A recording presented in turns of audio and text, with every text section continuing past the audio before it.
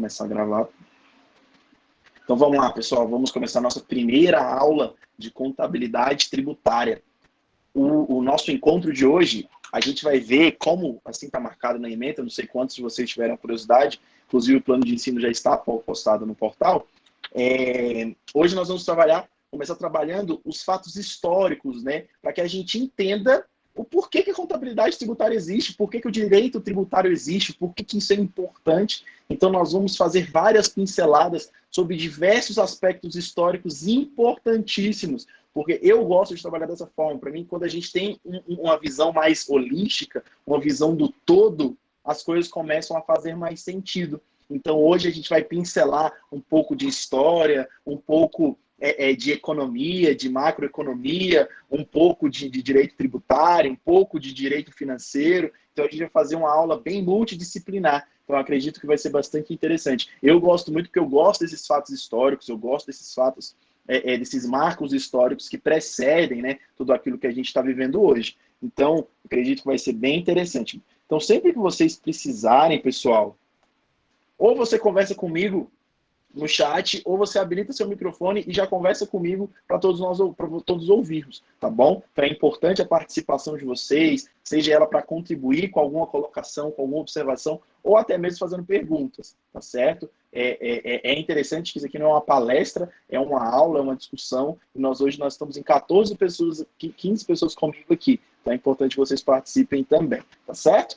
Então vamos lá, gente. Esse primeiro slide que está na tela de vocês, sistema feudal complexo do século X. Então, por que eu coloquei esse slide? Por que eu quero começar trabalhando esse slide? Porque assim, olha só, o que é a nossa matéria? Contabilidade tributária.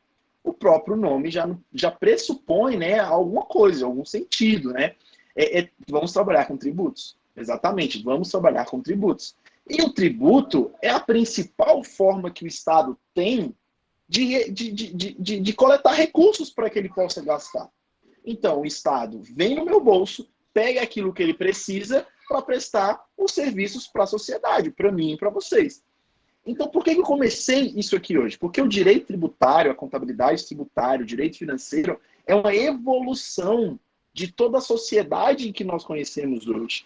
Então, olha só, todos vocês estudaram isso aqui no ensino médio, lá em História, né, falando sobre o feudalismo, como que funcionava. Basicamente, eu coloquei essa pirâmide para que a gente possa entender um pouquinho como que funcionava aquela sociedade do século X. Então, eu tinha a baixa burguesia, o clero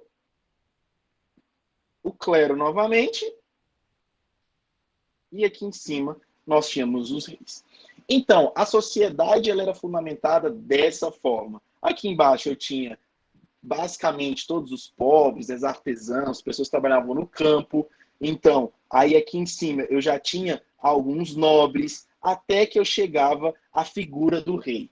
E nessa época, eu já tinha a formulação de um Estado propriamente dito. Eu já tinha a figura de uma sociedade com alguém que era o mandatário daquela sociedade, que era o senhor feudal. O senhor feudal, ele era dono daquela região, daquele país, digamos assim. E era extremamente arbitrário a forma que ele pegava os recursos de todas as famílias, de todos os camponeses que moravam no feudo que ele presidia.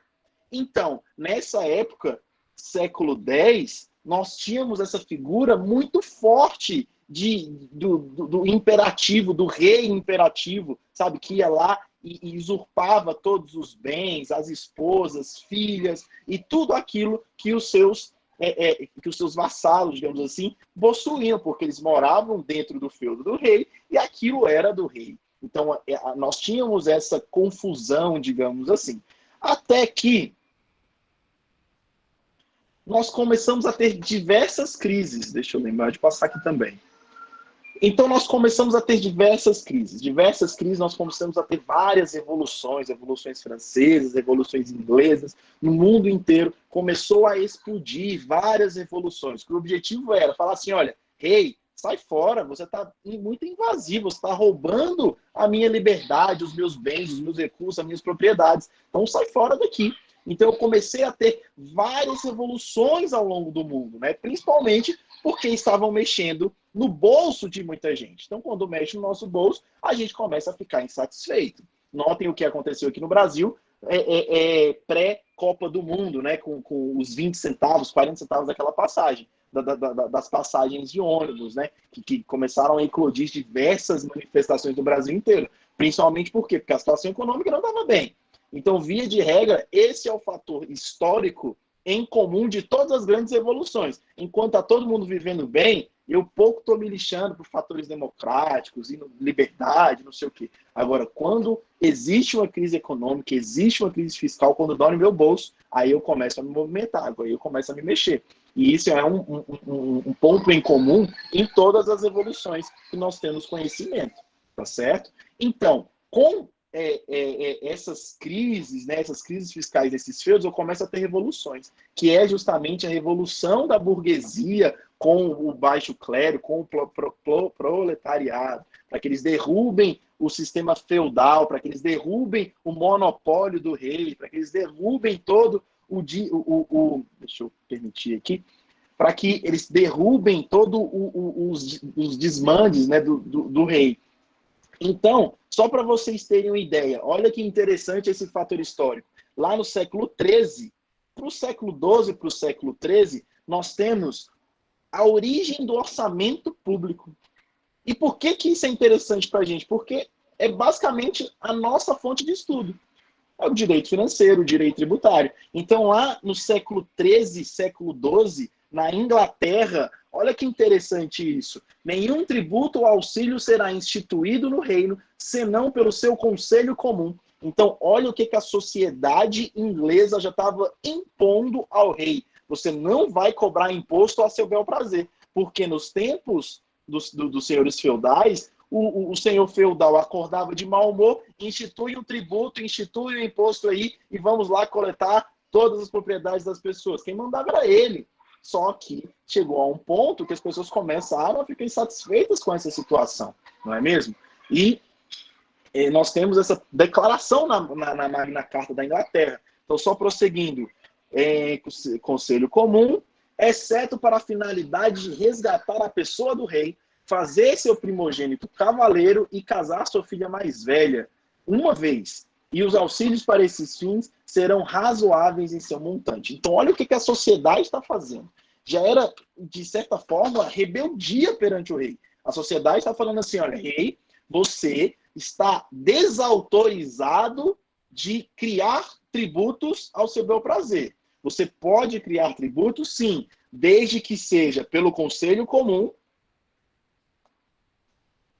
desde que seja pelo Conselho Comum, uma espécie de Congresso Nacional, né, para que houvesse deliberação entre a sociedade, ou para resgatar a pessoa do rei, caso tivesse alguma guerra, ou para casar a sua filha mais velha. Essas eram as três possibilidades da criação de novos tributos, desde que tivesse a anuência do Conselho Comum, ou o rei fosse capturado, ou para casar a sua filha mais velha. Então, basicamente, eram essas três possibilidades para a criação de tributo. Tem uma sociedade falando assim, olha, calma aí, que está muito errado isso, você está colocando a mão no meu bolso o tempo inteiro e eu não estou gostando disso.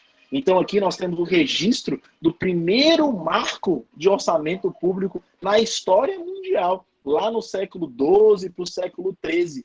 E a gente tem que entender isso como um avanço gigantesco para a sociedade, porque a gente está colocando, a sociedade está colocando um freio, está colocando amarras na vontade do rei. E isso é extremamente importante, né?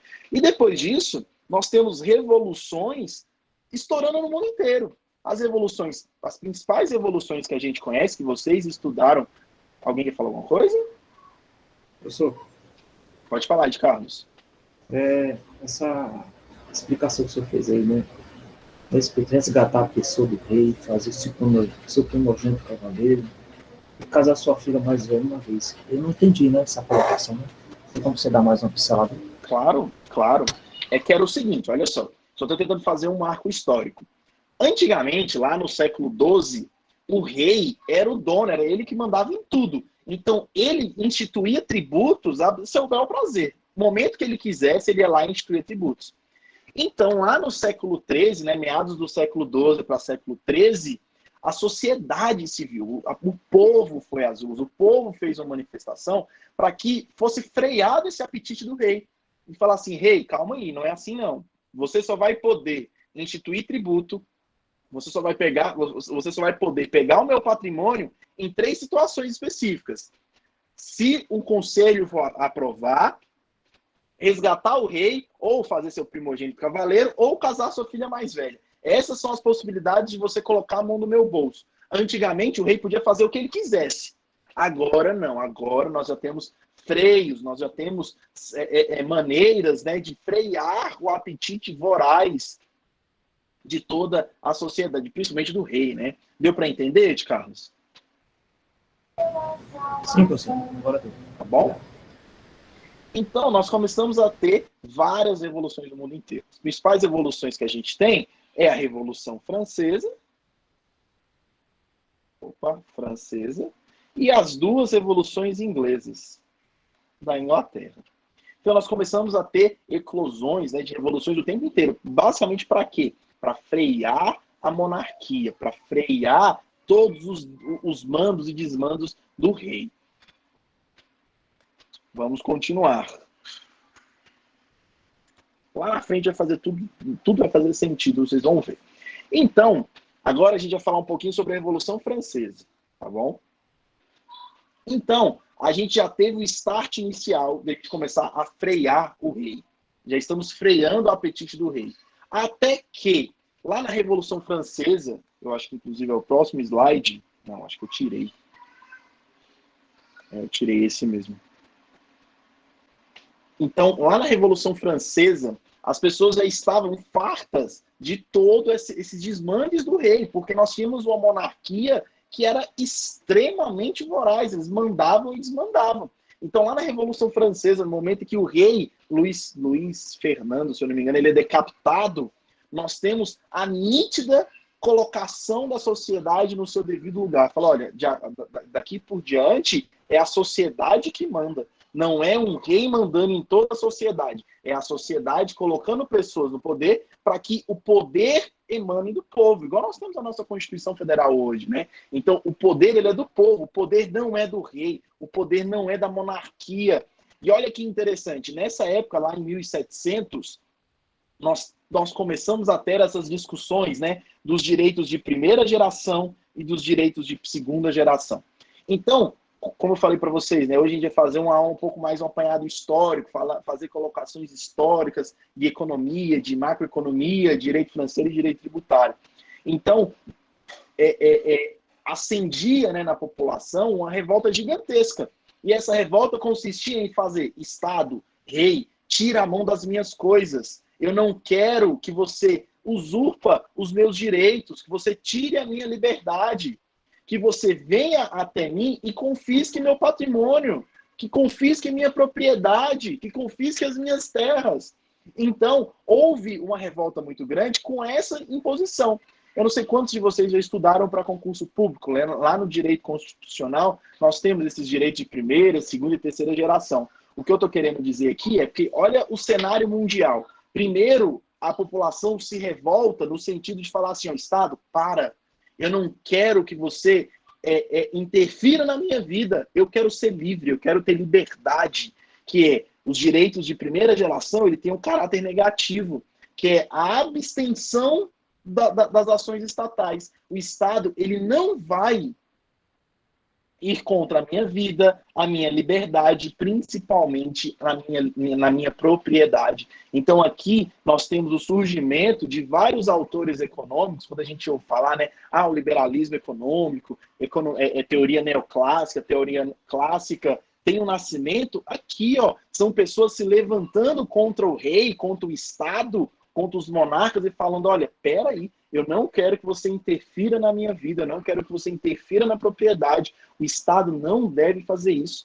O Estado não tem o direito de instituir um tributo hoje e falar que metade daquilo que eu produzo é dele. Não, o Estado não tem esse direito. Então, no primeiro momento, eu tiro o Estado da minha vida.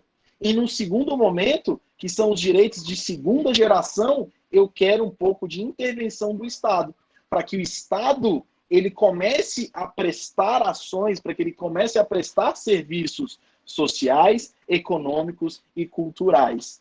Então, olha que interessante, pessoal. Primeiro, eu pego o Estado e tiro ele de perto de mim. Eu saio das amarras do Estado. E depois eu começo a solicitar que o Estado venha e intervenha na sociedade, prestando serviços, saúde, educação, segurança, fronteira, relação, né, com os outros estados, né, diplomacia. Então, tudo isso é um burburinho muito gigantesco, né, de tudo que a sociedade precisa. De um lado, eu quero que o Estado não intervenha na minha vida. E do outro, eu quero que ele venha e preste determinados serviços para a sociedade. Só que é um detalhe, né, gente? Para que o Estado ele preste determinado serviço, ele precisa de quê? De recurso. Alguém vai falar alguma coisa? Não, pastor, não. Então, o Estado, para que ele preste nesses serviços sociais, econômicos e culturais, ele precisa de quê? Ele precisa de recursos. E onde que o Estado ele vai angariar, ele vai coletar esses recursos? Fala assim, ó, é no meu e no seu bolso. Ele vem no meu bolso, ele pega o meu dinheiro para que ele possa intervir na sociedade. Então, olha que interessante. Essa discussão, né, de até onde o Estado pode ir ou até onde o Estado deve ir é uma discussão quase que milenar. Quase que milenar.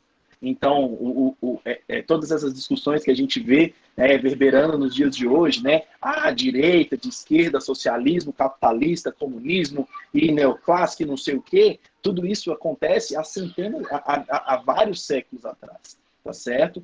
Então, vamos prosseguir. E aí que a gente tem, como eu falei para vocês, o surgimento do liberalismo econômico. A teoria clássica, né, do liberalismo, de pessoas de direita, de pessoas que são liberais na economia. Então, vocês estão vendo minha filha gritando, né? Então, basicamente, eu tenho o quê? As pessoas que estão com aversão ao Estado, porque foram penalizadas durante toda a sua vida, porque o Estado ia lá e roubava tudo que você tinha. O Estado roubava tudo que você tinha. Então, e atrapalhava a vida das pessoas. Então, as pessoas, principalmente, começaram a ficar avessas às ações estatais. Até que nós temos o surgimento do principal autor liberal, né, que é Adam Smith, e o Davi Ricardo, que está aqui embaixo também, e eles propuseram uma teoria, a teoria clássica, que o Estado ele só tem que fazer aquilo que é estritamente necessário. E eles elencaram o que seria, o que o Estado deveria fazer.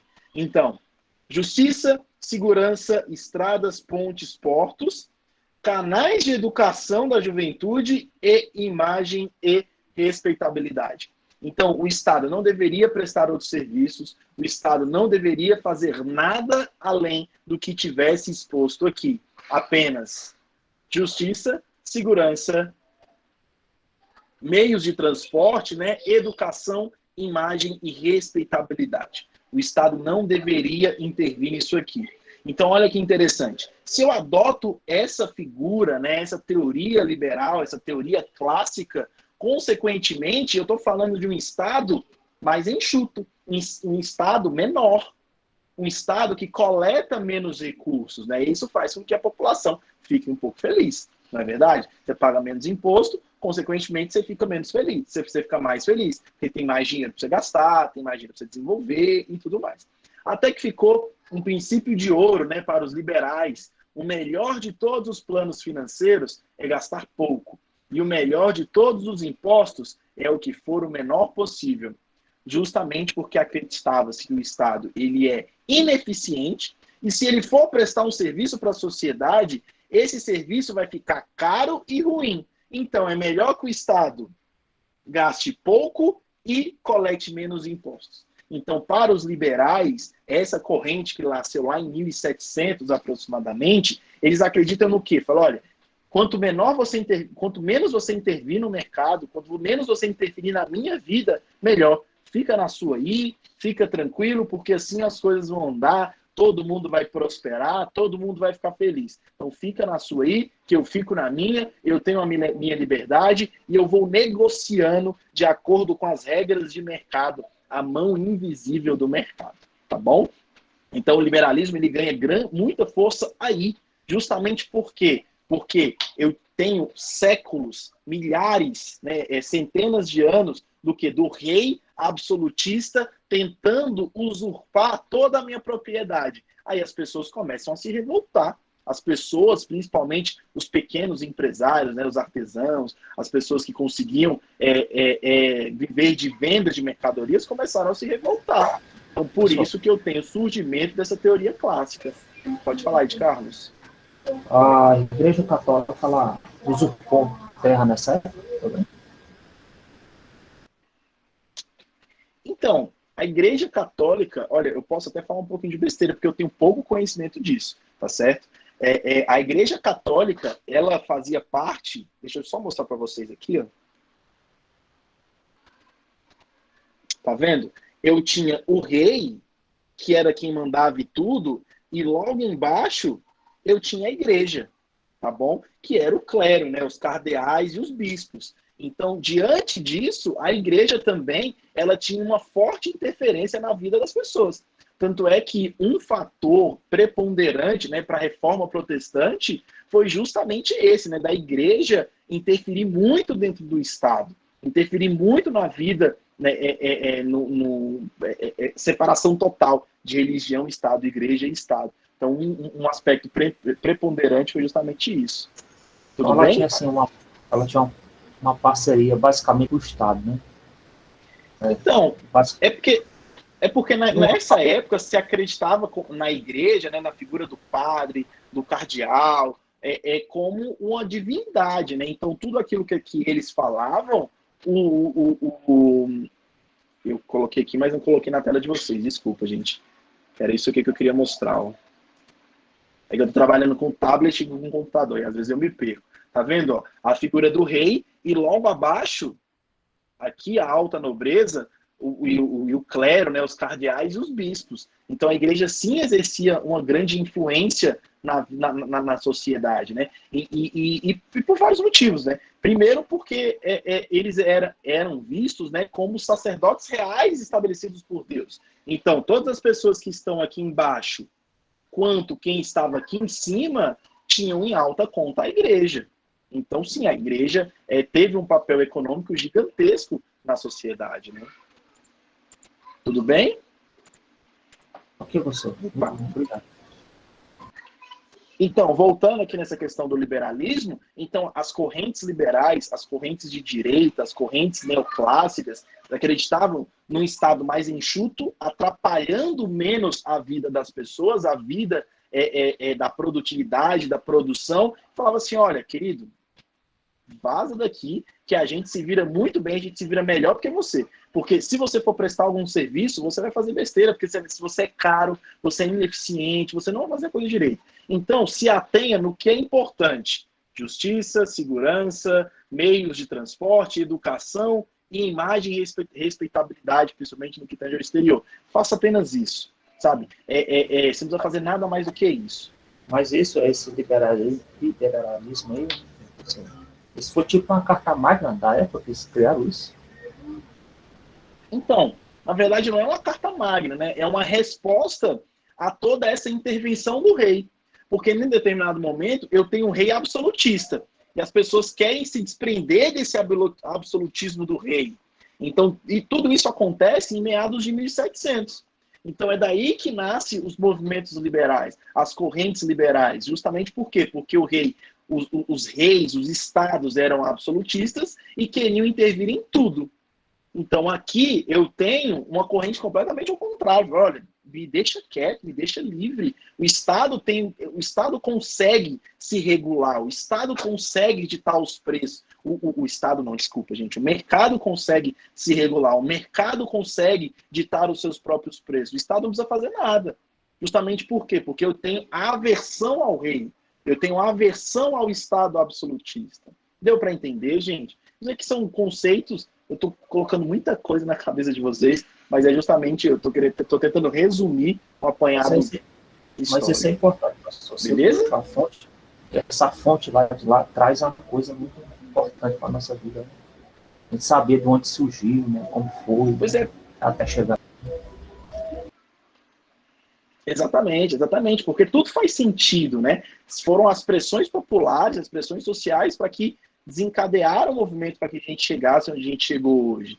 Essas correntes liberais, depois nós temos correntes marxistas, correntes socialistas. Então, tudo isso tem um contexto histórico por trás disso. Não é simplesmente alguém que escreveu um livro e fala, eu acho que deve ser assim, pronto.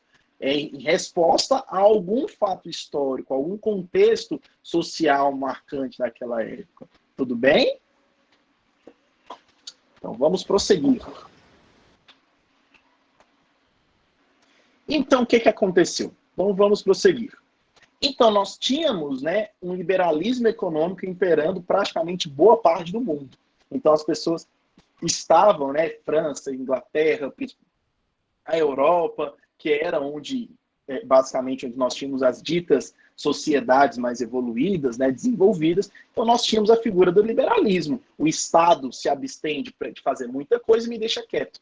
Até que, lá em 1929, todos vocês, acredito eu, já ouviram falar nisso aqui, né? Foi o quê? O crash da Bolsa de Valores, a quebra da Bolsa de Valores de Nova York, lá em 1929.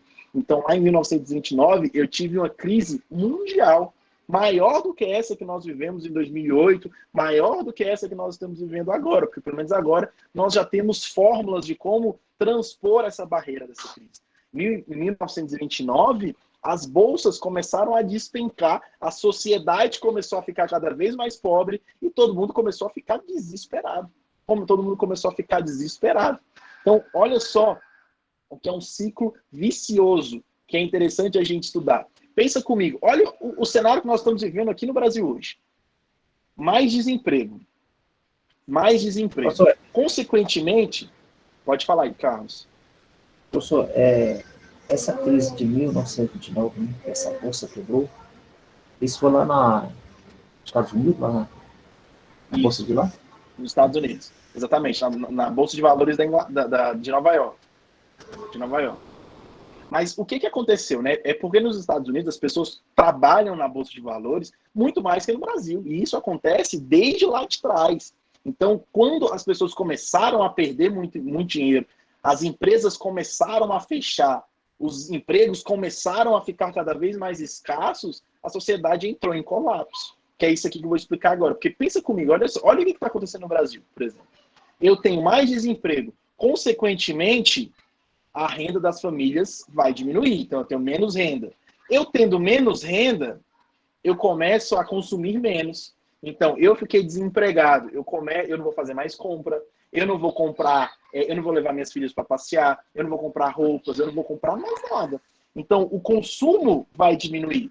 Consequentemente, a receita das empresas também vai diminuir. Então, as receitas das empresas diminuindo, o investimento na empresa também vai diminuir. Isso vai fazer com que eu gere mais desemprego.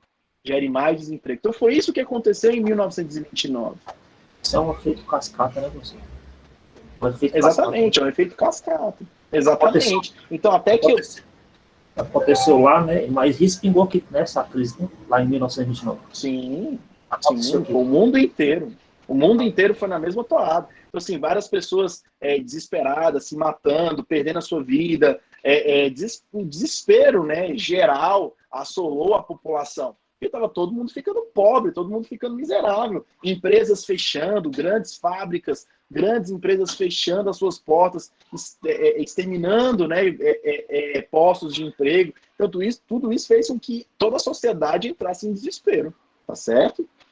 Então, aí essa era a realidade. Lembrando que...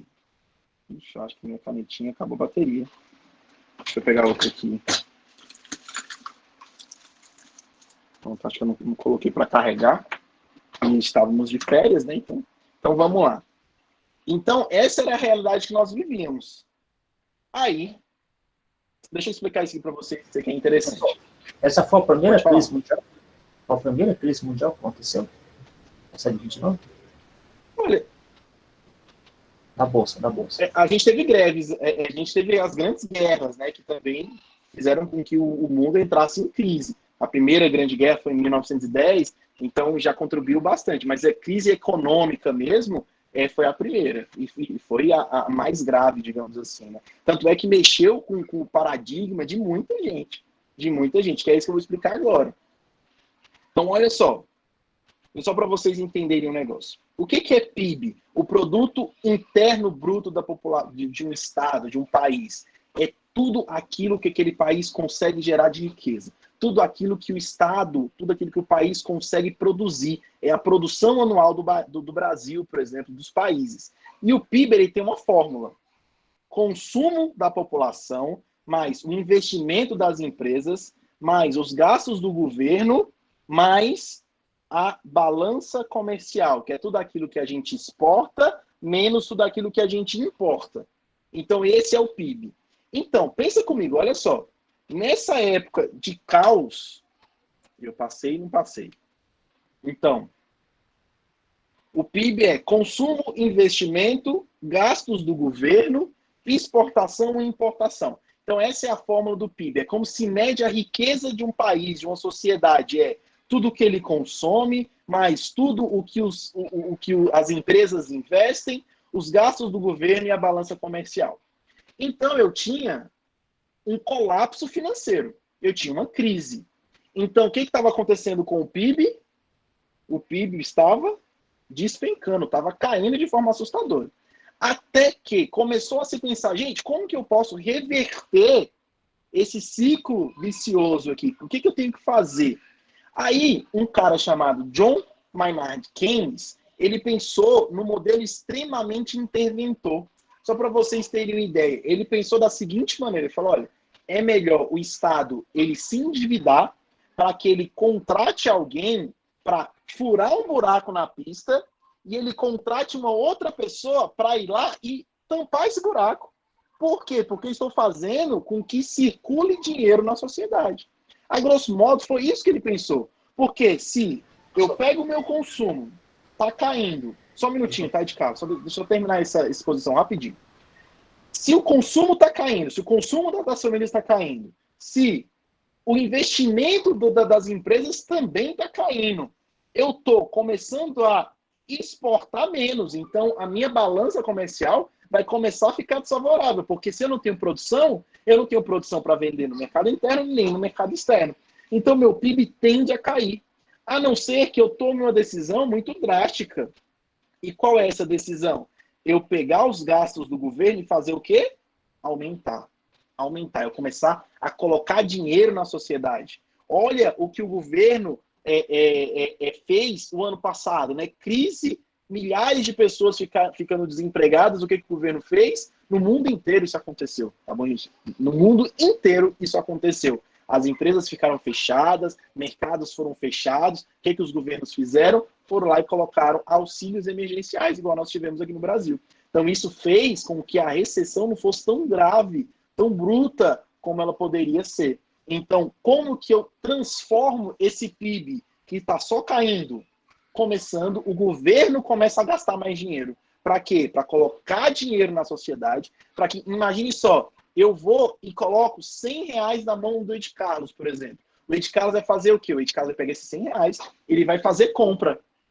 Esses R$100 que eu coloquei na mão do Ed Carlos, ele vai lá e vai no mercado do Anderson e gasta tudo.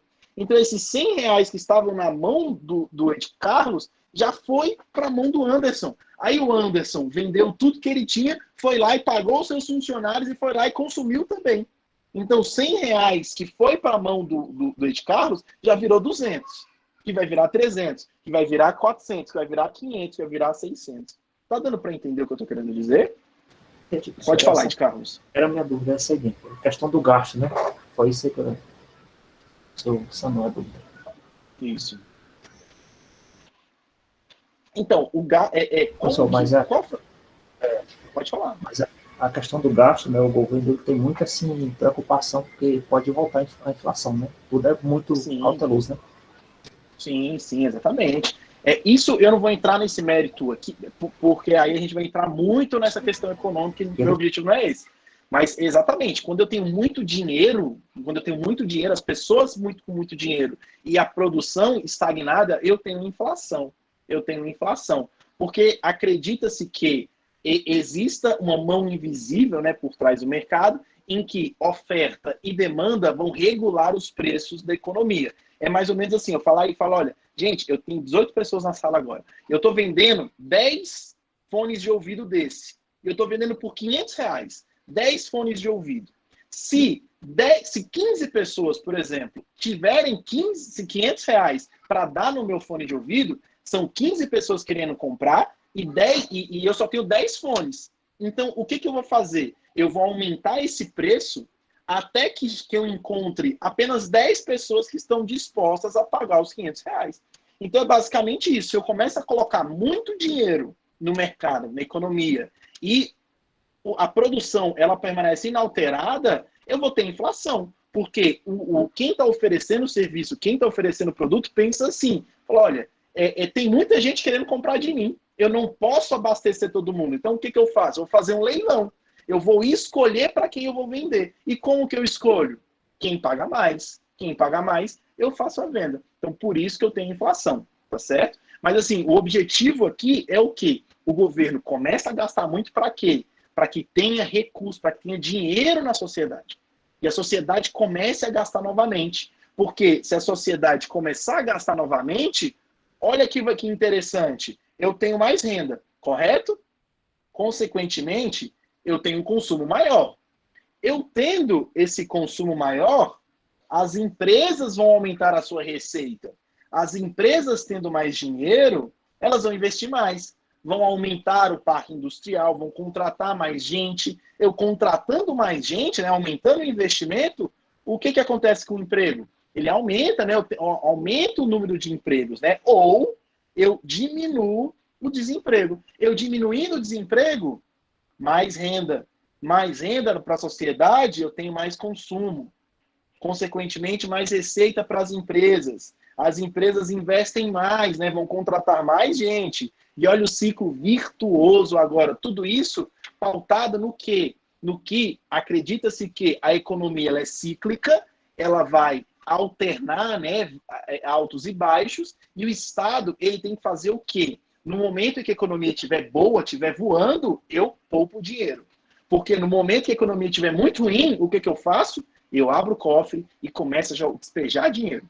Contrato, faço obra, e faço isso, faço aquilo, faço assim, faço assado, justamente para fazer com que a economia ela reacenda. Eu não sei se vocês viram, mas eu estava ouvindo hoje no rádio.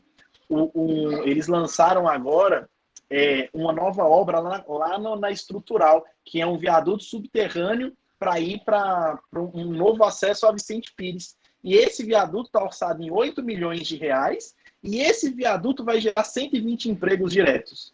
Então, olha que interessante, o governo vai... Pode falar, Edgar. Parece que aqui nessa obra, é aqui no linhão, né? Nesse linhão da Furnas, por baixo. Eu não sei como é que vai ser, não. Eu vi por alto hoje aqui na CPM. É esse linhão que passa aqui entre o metrô e Águas Claras, né?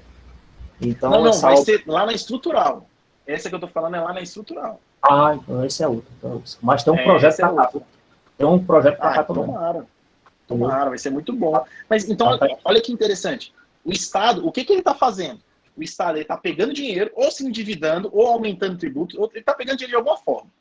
Ele está pegando dinheiro e colocando dinheiro na economia. Está injetando dinheiro na economia. Então, o que o DF está fazendo? Vai construir um viaduto, mais um acesso ao Vicente Pires, vai gastar R$ 8 milhões. E esses 8 milhões vai prestar um serviço para a população e ainda vai, de quebra, gerar 120 empregos. Então, é basicamente isso, né? O Estado começa a injetar dinheiro com essa injeção de recurso na sociedade, eu tenho mais renda, consequentemente, aumenta o meu consumo, aumenta a receita das empresas, as empresas podem investir mais e eu tenho menos desemprego.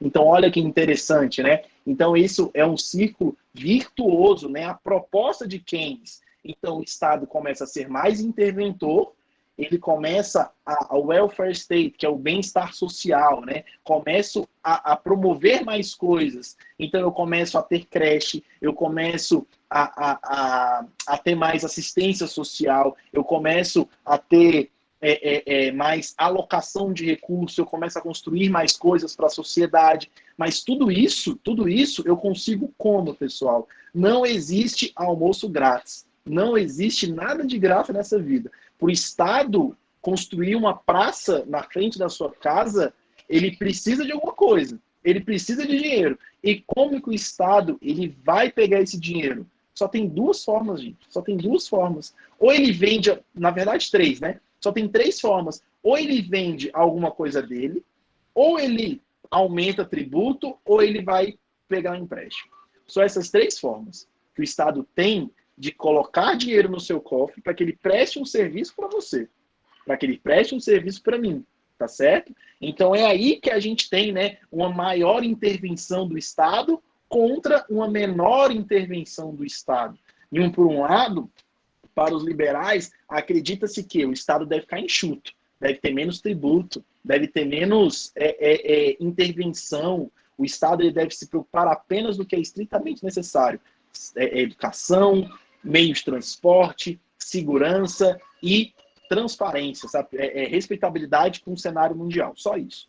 Enquanto que, para os mais intervencionistas, o Estado tem que prestar serviço, ele tem que corrigir distorções de mercado, ele tem que intervir na economia. Só que ele só faz isso como, gente? Ele só faz isso aumentando a sua margem tributária, aumentando tributos. Porque eu e você, que somos os financiadores de toda essa máquina estatal. Tudo bem até agora, pessoal? Tá tranquilo? Ok, professor. Tá bom. Então vamos lá. Obrigado pela participação, viu, Ed Carlos? Valeu mesmo. Então vamos continuar, pessoal. Olha só. Então aqui, por um lado, eu tenho o Estado mínimo e o outro lado eu tenho o bem-estar social. É um Estado um pouco mais interventor, um Estado que promove, né, que oferta mais bens. Então eu tenho pontos favoráveis aqui e tenho pontos favoráveis aqui também. Então, assim, se algum dia, e provavelmente vocês já passaram por isso, né, nessa discussão eterna, né, direita, esquerda, socialismo, capitalismo, então, assim, não sejam prepotentes a ponto de falar só quem presta é aqui ou só quem presta é aqui. Essa discussão é quase que milenar. Há centenas de anos, há vários anos essa discussão já acontece. Pode falar aí, de Carlos. Essa questão de esquerda, centrão, direita, como funciona isso na prática? Minha dúvida. Então, eu posso te falar sobre a questão macroeconômica. O que pessoas de direita e o que pessoas de esquerdas acreditam, né? E pessoas que estão mais no centro, né? Que não são tão mais radicais. Então, deixa eu só criar um novo aqui. Acho que facilita. Pronto. De um lado, eu tenho pessoas de direita. Foi mal. Slide, não. Valeu. É porque eu tenho que no tablet que eu fico anotando e eu tenho que coordenar aqui também. Foi mal, mas valeu, Carlos. Então, olha só. De um lado, eu tenho pessoas de direita. O que essas pessoas de direita acreditam? Menos intervenção do Estado. Porque o Estado inchado, ele presta serviços ruins e muito caros. É muito caro manter a máquina estatal. Além disso, eu tenho corrupção, eu tenho todos esses fatores que fazem com que o Estado inchado fosse, de certa forma, negativo. Tá bom? Então, aqui eu tenho uma menor intervenção do Estado. E do outro lado, eu tenho pessoas que acreditam que o Estado ele deve promover mais serviços. Porque pensa comigo. Quem é uma praça pública, por exemplo? Praça pública. Alguém tem interesse em fazer uma praça pública? Porque o empresário não vai ter interesse em fazer uma praça pública, porque ele não vai lucrar com isso. Então, esse é o tipo de serviço, o tipo de externalidade negativa que ninguém vai ter interesse, a não ser quem? A não ser o Estado. Porque o Estado ele não está em busca de recurso, ele não está em busca de lucro, ele está em busca de quê? de prestar serviço. De prestar serviço. Tá certo? Então, de um lado, eu tenho uma intervenção maior no Estado. Eu tenho uma intervenção maior no Estado, o Estado regulando, o Estado colocando tributos em determinada área da sociedade, o Estado intervindo, o Estado prestando serviço, mas foi o que eu falei para vocês, não existe almoço grátis. Para o Estado intervir, ele tem que ter dinheiro. Para ele ter dinheiro, ele tem que lançar a mão de tributos. Então, é meio que o que a esquerda compra mais a ideia é de um Estado interventor, porque apenas o Estado ele consegue corrigir certas assimetrias no mercado, enquanto que a direita acredita mais no mercado, que o mercado sem o Estado ele consegue produzir mais riquezas, ele consegue melhorar a economia, ele consegue gerar mais recursos, gerar mais renda, gerar mais empregos. Então é basicamente isso. E eu tenho pessoas do centro que são mais democratas, digamos assim. Democratas no que eu digo um democrata social, digamos assim, tá certo? Que não é tanto nem para linha de mercado, nem para mais Estado. Mas deu para entender de forma geral? Sim, deu, professor. Então vamos lá. Só que olha o detalhe. Olha o detalhe. Via de regra, o mundo sempre aconteceu isso. Por mais liberal, por mais de direita que o Estado seja, que o Estado que eu digo país, tá? Que o governo seja, e aqui eu estou colocando Reino Unido, Alemanha e Estados Unidos, que são historicamente os estados mais liberais que a gente tem. Alemanha, Estados Unidos e Reino Unido são os estados mais clássicos, mais liberais que nós temos. Todas as vezes em que eu passo por uma crise e o Estado tem que intervir, aumentando os seus gastos eles só crescem. Os gastos só crescem. Eles nunca descem. Então é meio assim, eu tenho uma crise, o que o Estado faz? Gasta mais. Mas ele nunca vai voltar, suponhamos que esse ano os Estados Unidos tenham gasto 1 trilhão do seu orçamento. Ano que vem, que não vai ter mais crise, ele não vai gastar menos. Ele vai permanecer gastando esse 1 trilhão. Então, historicamente, eu tenho que até os países mais clássicos, até os países mais liberais, fazendo o quê? Para resgatar a economia, eu lanço mão de muito dinheiro. Mas o meu orçamento, no ano seguinte, ele não cai. Ele sempre faz o quê? Ele só aumenta. Só aumenta. Existe até uma teoria, né, que tenta explicar esse crescimento, essa tendência de crescimento econômico, né, orçamentário, que é essa lei do crescimento incessante das atividades estatais. Então, por que esse orçamento ele só aumenta? Primeiro, por conta do crescimento das funções administrativas e de segurança do Estado. Invariavelmente, eu sempre vou aumentar, né, as funções administrativas do Estado. Crescente demanda por maior bem-estar social. Uma vez que eu estou ofertando prestação de serviço para a sociedade, é difícil eu parar de prestar esse serviço. E a maior intervenção direta e indireta no governo no processo produtivo. Na industrialização brasileira, né, entre a década de 1940, 50 até 1980, o Estado, e no período de ditadura militar, né, o Estado ele foi responsável por investimentos maciços em infraestrutura, justamente para produzir mais coisas, né? Olha tanto quantas estatais foram criadas, né? Olha as estatais que nós temos hoje, inclusive, né? Petrobras, até uns anos atrás, a Vale do Rio Doce, temos diversas estatais de produção, que se equiparam a uma empresa como Volkswagen, Fiat e outras que estão no mercado para produzir e vender e comercializar os seus bens. Tá certo? Só que a respeito, você falou da Petrobras aí, né? A gasolina está aumentando muito, né? Isso aí é o mercado que rege essa tendência? O governo pode fazer nada? Então, o governo ele pode fazer algumas coisas. Deixa eu voltar aqui, deixa eu colocar Então, fazendo uma pincelada sobre essa questão, os aumentos da gasolina, a gente já está no 4º aumento só esse ano, né? Dói no bolso de todo mundo. Mas, assim, o porquê que isso acontece, né? Principalmente por dois fatores. O aumento do barril do petróleo, e o aumento do dólar. Aí você fala assim, mas por que o Brasil tem que comprar barril do petróleo? Já que nós somos quase que independentes de petróleo, né? A gente produz muito petróleo, porque o petróleo que nós consumimos no dia a dia como fonte de energia, né? Diesel e gasolina, é um petróleo diferente desse que é produzido no Brasil, tá bom? Então, o petróleo, ele é fonte, ele é matéria-prima para diversas coisas, pneu, plástico, para diversas coisas. E o petróleo que a gente utiliza para combustível, ele não é o que a gente produz, não é o que a gente tem. Então, a gente sim tem que trazer de fora para que a gente consiga refinar e comercializar. Então, o que acontece? O preço lá fora está aumentando. E também não temos refinaria, verdade nisso. Então, assim, o preço lá fora do petróleo está aumentando. Então, o governo, a Petrobras, desde a saída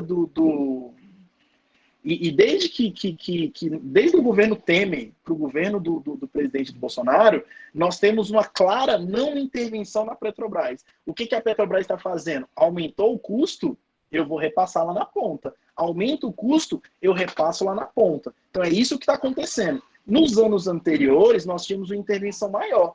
Tanto é que nós tínhamos um prejuízo mais latente da Petrobras. Porque o que acontecia? O petróleo aumentava, havia congelamento dos preços da gasolina, por exemplo.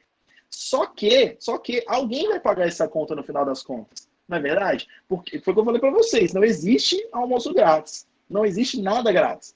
Para a Petrobras conseguir dar uma freada nos preços, ela vai ter que tirar de algum lugar.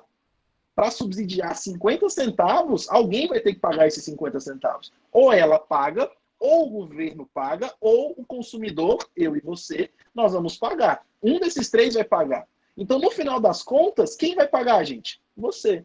Então, se a Petrobras começa a congelar os preços, não vai ter repasse, eu não vou repassar para o consumidor final. Alguém está custeando. Quem está custeando? O Estado. Quem que é o Estado? Eu. Quem é que vai pagar? Eu e você. Mesmo que você não use, mas você vai pagar, porque você é pagador de impostos. Pode falar. O que eu não entendo, né, é o seguinte, a Petrobras, ela vende gasolina para outros países aqui da América do Sul, né? Só que vende, né, um preço bem irrisório, né, lá para fora, né? Por que essa venda acontece assim? Foi uma excelente pergunta. Se para cá o consumidor paga esse preço tão exorbitante, lá para fora... Excelente pergunta. Excelente pergunta. Porque, e a gente vai estudar isso nas nossas aulas, nós temos isenção tributária para tudo o que é exportado. Qualquer coisa exportada, nós temos isenção tributária. Então, quando eu vendo lá para fora, eu não pago IPI, eu não pago COFINS, eu não pago CID combustível, eu não pago ICMS, eu não pago imposto nenhum, zero. Agora, se for comercializado aqui dentro, vai ter ICMS, CID combustível, PIS e COFINS para mim e para você. Então, basicamente, esse é o motivo pelo qual a gasolina aqui para o Brasil é mais cara e lá para fora é mais barato. Isso acontece em todos os produtos. Em todos os produtos. Aí você fala assim, isso é um absurdo. Isso é um absurdo em partes. Sabe por quê? Porque esse foi uma estratégia utilizada há muitos anos atrás. Eu nem lembro quando que é essa isenção. Essa foi uma estratégia para fazer com que os nossos produtos fossem mais atrativos lá para fora. Então, para que eu consiga, para que as Havaianas saiam aqui do Brasil e tenha uma margem competitiva lá fora, o que eu faço? Eu diminuo o custo e, principalmente, eu diminuo os custos com impostos. Então, eu não tenho imposto nenhum na exportação. Então, tudo que é exportado não tem zero de imposto. Zero de imposto. Então, por isso... Se eu tiver uma empresa aqui, uma empresa que basicamente eu produzo, vamos dizer, camiseta, né? Aí eu penso em fazer essa exportação para a Argentina. Ela vai ter nenhum tributo, embutido, nada? Zero. Nenhum imposto. Ainda tem umas questões mais interessantes ainda, mas de recuperabilidade de imposto. Então, o Brasil adotou, né, esse incentivo de exportação. Vamos exportar, vamos exportar. Principalmente porque para a balança comercial, né, ficar favorável. Porque se eu exporto muito, tem muito dólar entrando no Brasil. Então, isso é importante para o país. Então, é por isso que a gasolina lá para fora é mais barata do que a que é vendida aqui dentro. Mas de lá para cá também funciona assim, professor? Os países têm essa mesma... Ou é só daqui para lá? Então, para a gente, eu pago imposto. Quando eu faço importação, por exemplo, eu estou pagando ICMS, IPI, imposto de importação. Lá fora, aí eu não sei como é que funciona. Provavelmente eles têm incentivos fiscais também. Todos os países funcionam dessa forma. Existe um protecionismo no que é meu. Recentemente não, né? No governo Trump, por exemplo, o Trump com a China, eles estavam vivendo um embate o tempo inteiro, justamente por questões fiscais. O governo americano queria taxar produtos chineses para que os produtos chineses chegassem com um preço mais elevado nos Estados Unidos e o produto nacional tivesse mais força. Então, essa guerra tributária, isso acontece no mundo inteiro, basicamente no mundo inteiro, tá bom? Porque pensa comigo, olha só, eu não sei, um produto, a Heinz, por exemplo, ketchup e maionese Heinz, houve um tempo que ela era importada. Agora ela é da Brasfood, né? Mas houve um tempo que ela era importada. Então, se ela chegasse aqui no Brasil ao mesmo preço da Quero, por exemplo, maionese Quero, qual que você compraria? A maionese da Heinz ou a maionese da Quero? Mesmo preço. É claro que você compraria a maionese Heinz. Aí o que o governo faz? Se eu deixo o mesmo preço, a Quero vai ficar extremamente prejudicada. Eu estou matando a indústria nacional. Aí o que eu faço? Eu pego e coloco um monte de imposto em produtos internacionais. Para quê? Para que fique atrativo eu comprar a maionese da Quero. Deu para entender? Então, todos os países fazem isso. Todos os países são protetivos com a sua indústria. Entendi. No caso é nacional. Beleza? Então, vamos lá. Voltando a toda essa prestação de serviço para a sociedade. Então, o Estado, pessoal, ele só tem uma alternativa. Ele tem que custear todos os serviços que são prestados. E como que ele vai custear? Através das receitas orçamentárias. Isso é discussão para vocês terem em outra disciplina, principalmente contabilidade aplicada ao setor público e gestão orçamentária. Então, as receitas orçamentárias, eu tenho dois tipos de receita orçamentária. E isso é importante, pessoal, para vocês, principalmente no exame do CFC, tá bom? Eu já peguei questões falando sobre receita originária e receita derivada no exame do CFC. Então, eu tenho duas fontes de receita que o Estado tem. A receita ela pode ser originária ou ela pode ser derivada. Olha só, receita originária do Estado é aquela obtida pela exploração do patrimônio do Estado. Então, a Petrobras vai lá, pega seu petróleo e está vendendo o seu petróleo. Eu estou explorando o patrimônio do Estado. Então, todas as vendas que a Petrobras fizer vai ser uma receita originária. Eu acho que esse exemplo não foi muito bom, porque a Petrobras é uma empresa privada, uma empresa pública, né? Mas deixa eu ver um exemplo que fosse um pouco melhor. É pior que agora eu não consigo me recordar nenhum. Não é estatal não, professor? A Petrobras? Como é que é? Ela não é uma empresa estatal? É uma empresa estatal, mas nós podemos ser acionistas também, né? Então é uma empresa pública. Tá bom?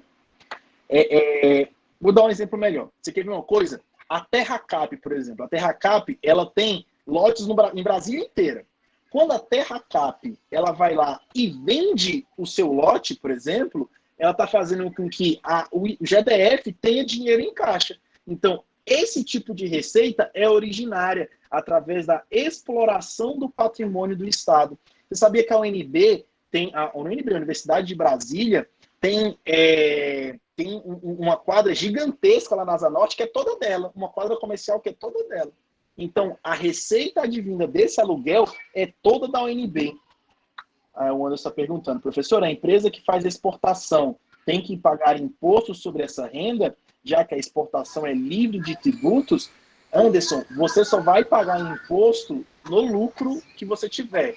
Mas os impostos que você tem, IPI, ICMS, PIS, COFINS, são isentos de tributação. Mas depois que você faz a apuração do seu lucro, por exemplo, você vai pagar o imposto de renda de pessoa jurídica e a contribuição social sobre o lucro líquido. Então, todo o dinheiro com a exportação, você vai pagar imposto de renda. A não ser que você seja simples nacional. Eu já estou adiantando um monte de coisa, tá, gente? A não ser que você seja simples nacional, porque aí o cálculo é completamente diferente. Então, se a sua empresa for simples nacional, e você fizer exportação, você não vai pagar nada de imposto. Respondi? Então, no caso aí, pessoal, a terra cap, ela vende o terreno, isso, aí entra como uma receita original. É isso mesmo? Originária. Exatamente. Receita originária. Exatamente, receita originária. Então, olha, daqui a pouco eu respondo a sua pergunta, Anderson, um minutinho só. Então, na receita originária, o Estado ele não age com o seu poder de soberania, mas como se fosse um particular. Então, preço público, aluguel, royalties e etc. Então, na receita originária, o Estado está sendo regido pelo direito privado, está fazendo uma comercialização como se fosse uma pessoa privada. Tudo bem? Agora, respondendo a pergunta do Anderson, mas o imposto sobre a venda ele não paga. Não, porque as exportações elas são isentas de tributação, tá bom? Então, todos os impostos, toda a tributação, né, imposto e contribuição sobre a venda para produtos fora do Brasil, você não paga nenhum tipo de imposto, beleza? Então, vamos voltar aqui sobre as receitas derivadas. Então, eu tenho duas formas do Estado pegar dinheiro. Ou ele vende alguma coisa dele, ou ele presta algum serviço, né? Ou ele vai e lança mão, né, da soberania do Estado, que é através da receita derivada. São os ingressos obtidos com o uso do poder de soberania do Estado, a partir do patrimônio dos particulares ou de outros estados. Então, pessoal, a receita derivada é o quê? Tributo, basicamente tributo. Então, quando o Estado, através da sua coerção, através de forma imperativa, ele vai e coloca um imposto de renda para eu pagar um IPVA, já que eu tenho carro para eu pagar, ele está usando a sua soberania estatal para que eu dê dinheiro para ele. Tá certo? Então, essas são as duas fontes de receita que o Estado tem. A primeira, receita originária, que é ele fazendo comercialização dos seus produtos. Ele está explorando o patrimônio estatal. E a segunda, a receita derivada, que eu tenho através da soberania do Estado. Deu para entender essa diferença, gente? Bem tranquilo, né?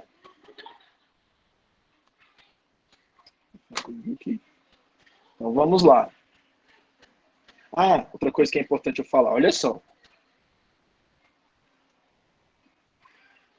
A receita originária, para a gente, ela não interessa. Quem vai estudar isso aqui é só o direito financeiro. Agora, as receitas derivadas, olha os exemplos de receita derivada que a gente tem.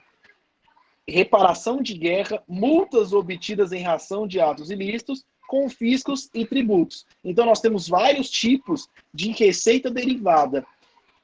Uma receita derivada nos interessa, que é o tributo. Então, é apenas num tipo de receita derivada. Então, de todas as receitas que o Estado tem, nós não vamos estudar todas elas. A gente vai estudar apenas uma parte delas, que é a receita derivada. E de todas as receitas derivadas que eu tenho, eu não vou estudar todas elas. Eu vou estudar apenas uma parte, que são os tributos. Então, a receita derivada, tributos, é regida pelo direito tributário. Que é isso que nos interessa. Então, a partir de hoje, nós vamos começar a estudar o direito tributário. E a primeira coisa que eu quero que vocês fiquem na cabeça de vocês, tributo não é imposto. Imposto é uma coisa e tributo é outra, tá bom? A gente vai ver isso principalmente na próxima aula. Porque eu tenho o seguinte, eu tenho tributo, é o gênero, enquanto que eu tenho a espécie, né? Aí eu vou ter, dentro do tributo, eu tenho 5 tributos no Brasil. Eu tenho imposto, contribuição social, contribuição de melhoria, empréstimo compulsório e taxa. Então, o imposto é apenas um tipo dos tributos que nós temos, tá bom? Então, só para vocês terem uma ideia, olha que interessante isso, né? No Brasil, eu tenho 92 tributos. eu tenho 92 tributos no Brasil. E eu tenho os tributos que eu falei para vocês, né? Impostos, contribuições, taxas e contribuições de melhoria. Ainda tem empréstimo compulsório, só que o empréstimo compulsório eu não tenho nenhum exemplo, eu só tenho ele elencado na Constituição Federal como uma possibilidade, mas a gente não tem nenhum exemplo. Não, fiquem tranquilos que a gente vai dispor disso aqui tudo, né? Provavelmente vocês já viram isso aqui com o Rodrigo nos semestres passados com o direito tributário. Isso é receita derivada, né, professor? Receita derivada, exatamente, do poder coercitivo do Estado, de impor a sua vontade perante nós, beleza? Então, então olha que interessante. A base das receitas derivadas que a gente tem é imposto. Imposto é onde que a União, né, mais consegue angariar suas receitas, seus recursos. Então, eu tenho imposto sobre o consumo, ICMS, PIS, COFINS, eu tenho imposto sobre a renda e tenho também o imposto sobre o patrimônio. E aqui eu trouxe alguns dados curiosos para a gente, que olha só, aqui no imposto sobre o consumo, o que eu mais tenho é ICMS. ICMS, ele é responsável por uma bela fatia de receita do Estado brasileiro. E o ICMS é o imposto estadual. Então, o ICMS, ele é um imposto estadual. Então, é o DF, Goiás, Mato Grosso, Rio de Janeiro, São Paulo. É um imposto instituído pelo Estado e arrecadado pelo Estado. A gente vai ver tudo isso no futuro, tá bom? Mas eu tenho também o ISS, né, o Imposto sobre Prestação de Serviços de Qualquer Natureza, o IPI, o Imposto sobre o Produto Industrializado, e tenho também o IOF, Imposto sobre Operação Financeira. É a comercialização de dinheiro. Toda vez que você vai lá e pega um empréstimo, por exemplo, o banco está comercializando o dinheiro dele para você. Então, quando você pega um empréstimo, você vai ter que pagar o IOF, beleza? Então, o IOF também, ele é considerável também, né? Então, eu tenho esses tributos sobre o consumo e também tenho aqui embaixo os impostos, né? Os tributos em cima da renda e do patrimônio. Olha que interessante, gente. O imposto de renda, ele é responsável por 75% de tudo que é arrecadado com imposto de renda e patrimônio no Brasil. Então, o imposto de renda que você paga e que as empresas pagam, esse imposto é responsável por 75% do imposto brasileiro em cima da renda e do patrimônio. Eu ainda tenho o IPVA, que a sua receita para o Estado gira em torno de 10%, IPTU 9%, e aqui eu ainda tenho o ITCMD, né, que é o Imposto sobre Transmissão Causa Mortes, o ITR, que é de transferência rural, e o ITBI, que é de bens e imóveis, né? Então, todos esses impostos somados, apenas 6%. Só uma curiosidade, pessoal. O Brasil, e isso é discutido muito aqui no Congresso Nacional, o Brasil é um dos países em que o imposto sobre a herança, o ITCMD, é um dos menores impostos, tem uma menor alíquota de todos os impostos do mundo. Tem país por aí que cobra 50% de imposto em cima de transferência de herança. Imagina, você vai deixar uma casa, você vai deixar a herança para os seus filhos, você vai ter que pagar 50% de imposto. Imagina só, e no Brasil, se eu não me engano, é 8%. Se eu não me engano, é 8%. Então, é uma alíquota bem menor do que todos os outros países do mundo. É possível aumentar imposto? A gente vai ver isso nas próximas aulas, desde que tenha anuência, concordância do Congresso Nacional. Se o Congresso Nacional concordar, o imposto pode ser aumentado. Beleza? Tudo bem até aqui? Então vamos prosseguir. E falar alguma coisa de Carlos? Não, pessoal, então esses 92 tributos, né, que o senhor está aqui na apostila, né, é o que nós vamos trabalhar em cima dele, né? Não, isso aqui eu só trouxe como um dado mais de curiosidade. A gente vai trabalhar basicamente com os impostos de consumo e o imposto de renda de pessoa jurídica. Porque para mim não interessa trabalhar com IPVA, por exemplo. Para mim não interessa trabalhar com IPTU, com ITCMD, com ITBI, não interessa. Por quê? Porque aqui a gente vai trabalhar com a empresa. A contabilidade aqui o ramo da tributação que a gente vai trabalhar é a contabilidade tributária. Então, por que raios eu vou trabalhar com o IPTU, sendo que o IPTU ele não interfere, né, diretamente no resultado organizacional, nas vendas da empresa? Então, eu só vou trabalhar aqui, nós só vamos trabalhar com ICMS, ISS bem pouco, IPI, ainda tem aqui o PIS e COFINS, que são contribuições, por isso que não estão aqui, e imposto de renda de pessoa jurídica, quando for pessoa jurídica. Então, esses são os impostos que a gente vai trabalhar durante todo... Esses são os tributos, né, que a gente vai trabalhar durante todo o nosso semestre. Porque o que é importante para a gente é ver a sua aplicabilidade no mundo organizacional. Como isso vai interferir na sua vida como contador. Tá bom? Beleza? Beleza. Então, vamos lá. Como eu disse a vocês, né, o Brasil ele tem 5 tipos de tributos diferentes. Os tributos eles são impostos, taxas, contribuições, contribuição de melhoria e empréstimo compulsório. Empréstimo compulsório praticamente nunca se existiu. Nunca se existiu. Porque o empréstimo compulsório, ele é o quê? É o Estado pegando dinheiro emprestado comigo de forma compulsória. Então, se ele está pegando emprestado comigo, pressupõe que ele vai devolver um dia. Então, por isso que ele não existe. Então, por que eu lançaria mão de um empréstimo compulsório, sendo que eu posso lançar mão de um imposto? É muito mais simples, né? Então, olha só, aí dentro desses meus tributos, eu tenho impostos que são federais, eu tenho impostos que são estaduais e tenho impostos que são municipais. Então, eu tenho imposto que quem regula, que quem vai ter votação é no Congresso Nacional, para aumentar, para diminuir, para criar, é no Congresso Nacional, porque ele é de cunho federal.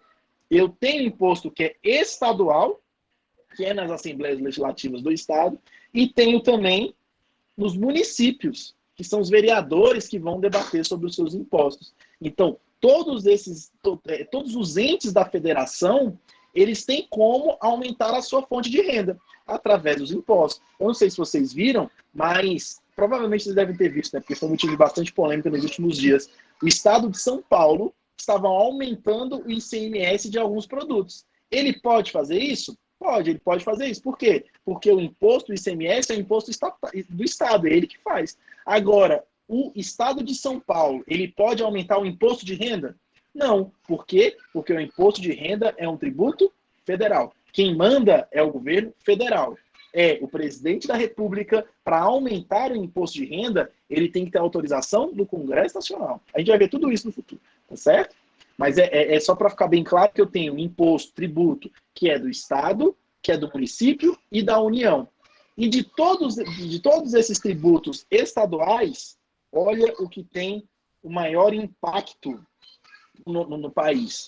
É São Paulo, né? Principalmente por conta do ICMS. Principalmente por conta do ICMS, o Imposto sobre Circulação de Bens e Serviços. O ICMS é responsável por uma faixa considerável de receita brasileira. E como ele é estadual, e o maior mercado que nós temos, sem dúvida nenhuma, é São Paulo, logo a maior captação de recursos vai para São Paulo também. Beleza? E a gente vai ver como que funciona a repartição também, vai ser algo bem interessante. O DF, como é pequeno, está lá atrás, né? Com 6% apenas do que tudo que é arrecadado, né, em todos os estados do DF. Tudo bem até aqui, gente? Então, para finalizar o nosso encontro de hoje realmente, como... pode falar, de Carlos. Então, assim, pode falar, a arrecadação de educação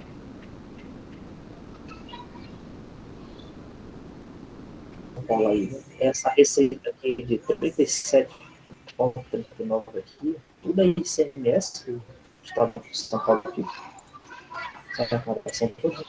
Não, De Não é, tudo lá? não é tudo ICMS. Isso aqui não é de ICMS. O que eu quis dizer aqui é de todos os impostos estaduais recolhidos no Brasil, quem mais recolhe é São Paulo. E São Paulo recolhe quase 40% de todos os impostos estaduais do Brasil inteiro. Tirando o imposto de renda, tirando o IOF, que são impostos federais, 40%, quase 40% dos impostos arrecadados no Brasil vão tudo para São Paulo, que é o maior estado, tanto em números de população, a maior economia, maior malha industrial, está tudo lá. Então, consequentemente, o São Paulo vai ter a maior captação de tributos. Tudo bem? São Paulo também é um lugar que tem mais indústria, né? A maioria das sedes só em São Paulo. E a gente vai ver como que funciona o ICMS. Se eu compro um produto aqui na minha casa, eu, Igor, moro no DF. Se eu compro um produto no Amazon de uma empresa que está localizada no estado de São Paulo, uma parte do ICMS vai para São Paulo e uma parte vem aqui para Brasília. Então, é por isso que o estado de São Paulo tem uma arrecadação tão violenta assim, tão forte assim. Tá bom? Mas é isso mesmo, João.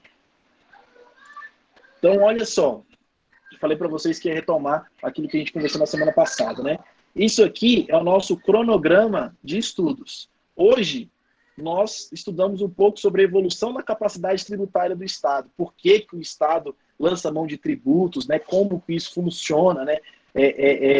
De onde isso nasceu, como isso evoluiu até a gente chegar nos dias de hoje. Eu não posso simplesmente cobrar um tributo, criar um tributo novo, porque desde lá do século XIII, houve lutas, houve revoltas para fazer com que o Estado fosse menos absolutista, para que o Estado fosse a sociedade fosse detentora de todos os poderes. Então aqui está o nosso cronograma. Semana que vem a gente já começa falando sobre os princípios constitucionais tributários, já vou falar muita coisa sobre a Constituição Federal. Depois nós vamos entrar nos impostos, como que eles afetam as empresas. Tá bom? E eu vou separar uma aula aqui ainda, gente, para a gente falar sobre a reforma tributária.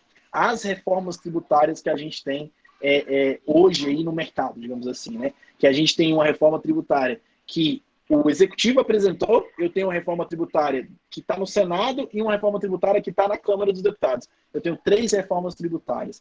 Então, e a gente vai dar uma pincelada em todas elas. Beleza? Então, só fazer Pode falar isso. Sendo assim, essas 3 reformas que vai ser votada, eu vou escolher uma das 3. Eu acho que 3 vai ser votada.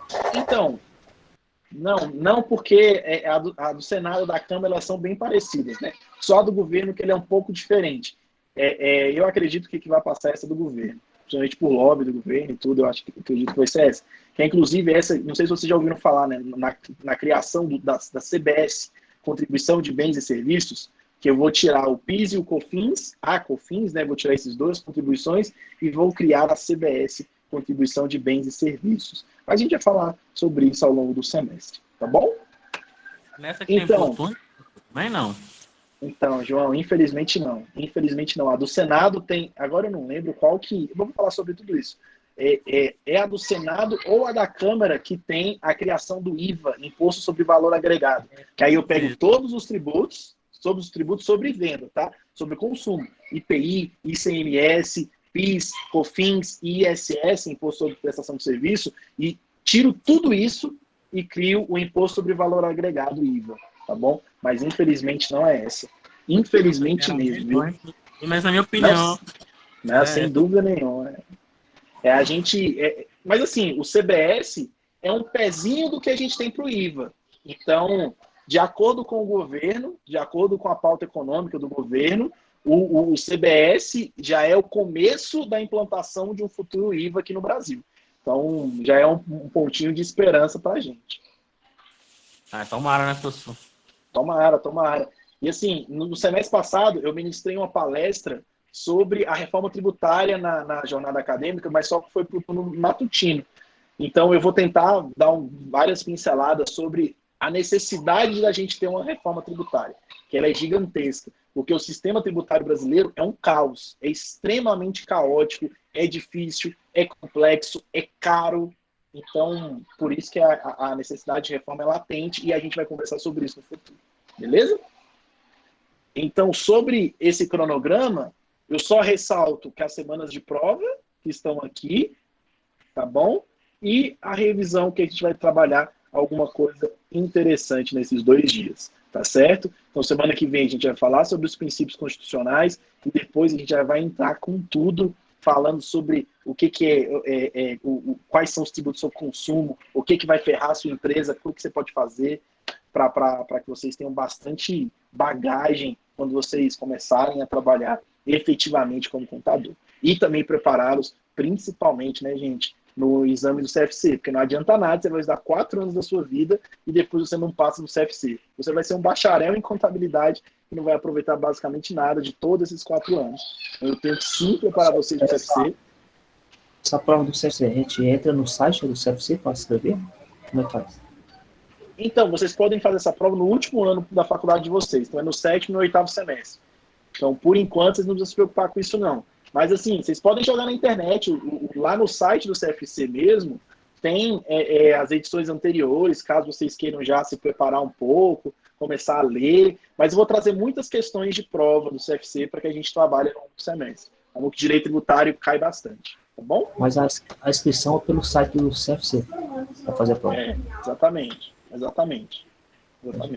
Mas agora, assim, se vocês quiserem fazer, é só de forma despretensiosa, porque se fizer, não vai adiantar nada para vocês.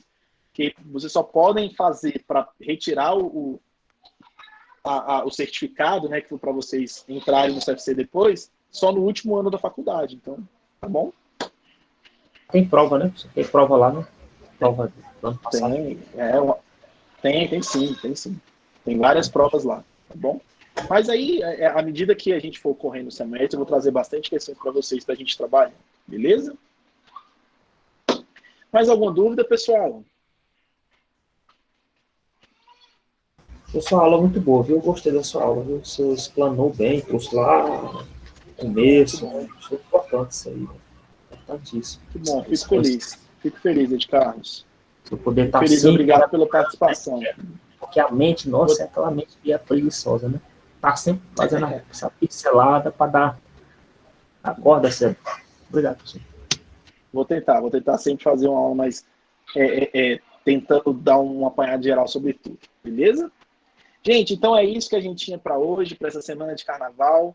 Hoje não tem atividade, pegando leve com vocês, para a gente começar aí com um ritmo mais leve. Semana que vem a gente já tem questionário, já tem atividade para a gente trabalhar juntos, tá certo? Mas qualquer dúvida que vocês tenham, eu estou à disposição de vocês. Manda mensagem no Zap, que a gente vai conversando. Beleza? Tchau, gente. Fiquem com Deus. Um beijo, bom final de semana. Obrigado, professor. Obrigado. Tirou um peso aí pra gente aí. Mais uma descansada. Imagina. Tchau, pessoal. Até mais, hein? Doutor? Oi, pode falar. Pode falar, João. Tá, acho que a minha internet deu uma travada aqui. Ah, sim.